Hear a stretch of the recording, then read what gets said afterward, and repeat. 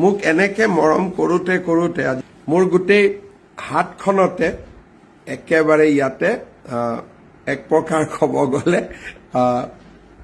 কি বুলি ক'ম, ৰাইজৰ মৰম ইয়াতে সোমাই থাকিলে।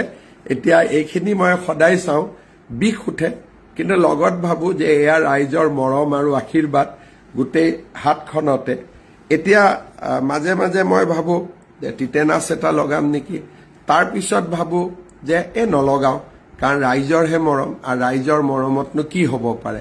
তেওঁলোকৰ সকলোৰে আগ্ৰহ থাকে যে মোৰ এবাৰ হাতখনত লাৰিব লাগিব, আৰু হাতখন দি মই তেওঁলোকক এটা হ'লেও হেণ্ডশ্বেক কৰিব লাগিব। হাতখন আগবঢ়াই দিওঁ, আৰু সকলোৱে হাতখনত ধৰি মোক মৰম কৰিবৰ বাবে যত্ন কৰে।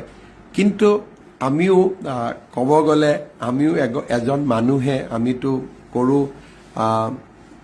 কিবা এটা বেলেগ শক্তিলৈতো অহা নাই। মোক এনেকে মৰম কৰোঁতে কৰোঁতে আজি মই বোকাজানত, আজি মই কাজিৰঙাত সাংবাদিকসকলকো দেখুৱাইছিলোঁ, মোৰ গোটেই হাতখনতে একেবাৰে ইয়াতে এক প্ৰকাৰ ক'ব গ'লে কি বুলি ক'ম, ৰাইজৰ মৰম ইয়াতে সোমাই থাকিলে।